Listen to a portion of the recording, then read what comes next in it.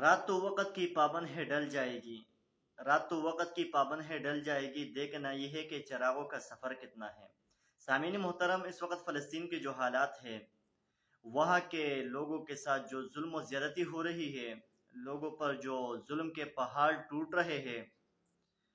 یہ فلسطین پر ایک آزمائش ہے، بلکہ صرف فلسطین پر نہیں بلکہ ہم سب مسلمانوں پر ایک آزمائش ہے۔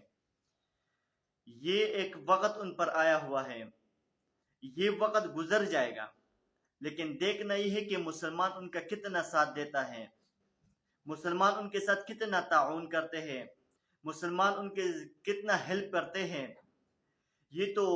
آج اگر ان پر ہے تو کل ہم پر ہوگا، پرسوں کسی اور پر ہوگا، یہ تو دنیا کا نظام ہے، کہیں نہ کہیں چلتا رہے گا۔ لیکن دیکھنا یہ ہے کہ جو ہمارے مسلمان بھائی ہے وہ ان کا کتنا ساتھ دے رہا ہے، ان کو کتنا ہیلپ کر رہا ہے۔